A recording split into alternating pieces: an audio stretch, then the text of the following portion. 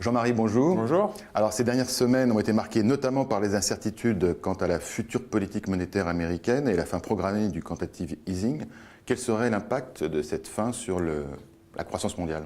Si la fin de la politique monétaire américaine et d'une façon générale des banques centrales était non attendue par les marchés, intempestive, faite par surprise, là il y aurait des conséquences assez graves puisque ça pourrait provoquer une hausse des taux d'intérêt assez rapide. Ce que personne ne veut aujourd'hui, parce que justement les banques centrales, ça fait 3 ans qu'elles essayent de relancer l'économie et d'une façon générale de laisser les taux à un niveau assez bas. Je pense qu'aujourd'hui elle teste les marchés, mais elle va faire très attention. Là elle a vu ces dernières semaines que la moindre communication un peu délicate, les marchés réagissaient mal. Donc je pense qu'elle l'a compris.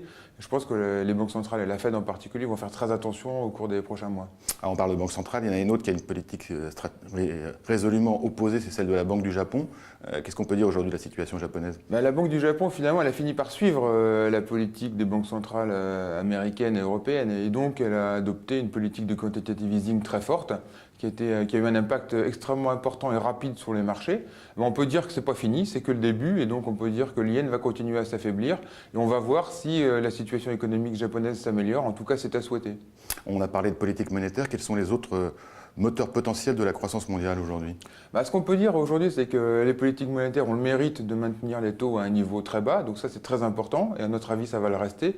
Et deuxièmement, si on regarde au niveau mondial, ça fait quand même une petite année que les matières premières baissent sensiblement, et notamment le pétrole, et ça c'est très positif. À chaque fois que les matières premières baissent, en fait c'est assez bon pour la croissance à moyen terme.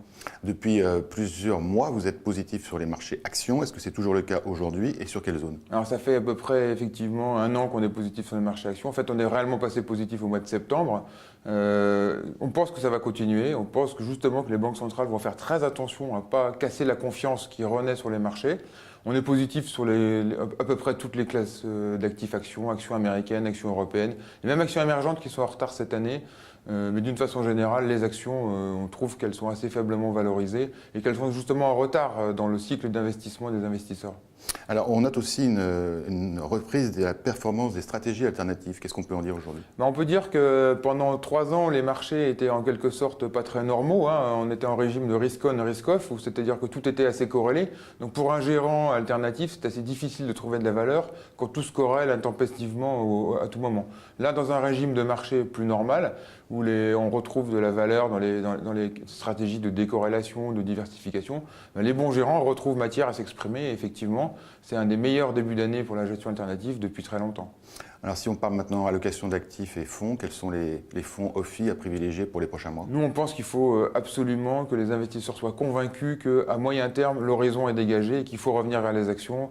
Et en priorité, les actions classiques, actions américaines, actions européennes. Et on a 2 fonds qui existent depuis 9 ans qui sont très bons track, OMS US Equity et OMS Europe SRI. Et en plus, c'est l'ISR.